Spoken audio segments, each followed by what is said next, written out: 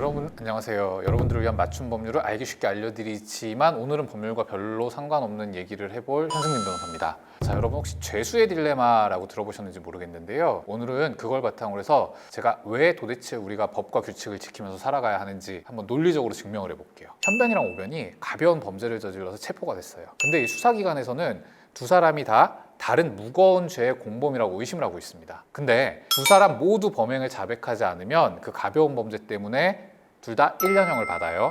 만일 두 사람이 모두 범행을 자백하면 상대방의 자백을 근거로 해서 두 사람 모두 5년의 징역을 받습니다. 근데 한 사람만 자백을 하는 경우에는 자백한 사람은 수사에 협조를 했으니까 석방을 해줍니다. 그리고 자백하지 않은 사람은 9년형을 때립니다. 경찰은 두 사람을 분리시켜 놓고 질문을 하기 때문에 서로 어떤 행동을 하는지 확인할 수가 없어요. 이럴 때 어떻게 하는 게 가장 각자 입장에서 좋을까요? 이게 아마 들어보신 분도 있는 죄수의 딜레마예요.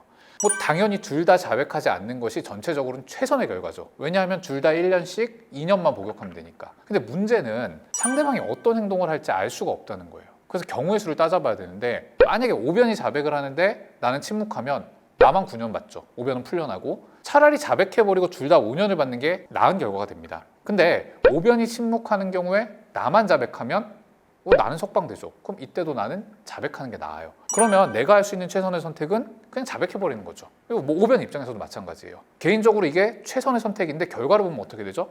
둘 다 침묵을 했다면 둘 다 징역 1년으로 끝날 텐데 둘 다 자신의 입장에서 최선의 전략을 선택했더니 둘 다 징역 5년이 돼버렸어요. 결국에 이거는 개인에게도 공동체에게도 좋지 않은 결과가 된 거예요. 자, 이전까지는 자유방임주의 원칙에 따라서 국가가 시장에 개입하지 않고 개개인이 자신의 이익을 열심히 추구하다 보면 결과적으로 사회 전체의 이익이 극대화된다고 봤었는데 그렇지 않을 수도 있다는 게 게임 이론, 죄수 딜레마에서 나온 거죠. 자, 그러면 둘 다 징역 1년으로 끝나는 최선의 결과를 만들기 위해서 두 사람에게 서로 좀 배려하시고 협력하시고 이래야 최선의 결과가 나온다는 거를 가르쳐주면 됩니다. 혹은 그거를 규칙으로 정하고 그 규칙을 따르게 하는 겁니다. 당장 나한테 이익이 된다고 판단을 하더라도 다른 사람한테 해가 될 수 있는 행동을 하지 말라라는 규칙이 있다면요. 두 사람 모두 침묵을 지킬 것이고 둘 다 최선의 결과를 받게 될 겁니다. 죄수의 딜레마는요. 이 게임 이론의 일종인데 범죄를 저지른 경우로 예를 들어서 그렇지 만약에 이거를 변형을 해갖고 둘이 협력을 하면 각자 3억을 받을 수 있고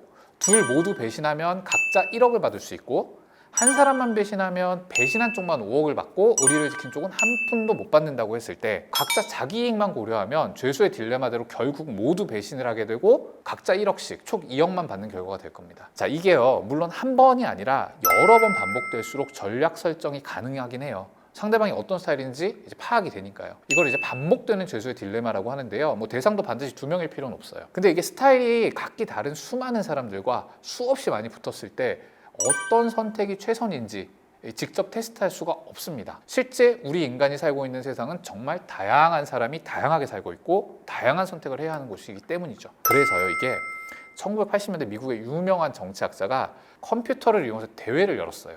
이 죄수의 딜레마를 여러 번 컴퓨터를 이용해서 이제 반복하는 시뮬레이션을 했을 때 어떤 전략이 우승할지 이제 계속해서 돌려본 거죠. 어떤 결과가 있었을 것 같으세요? 어떻게 하는 게 가장 최선의 결과가 나왔을까요? 다음 영상에서 뵙겠습니다.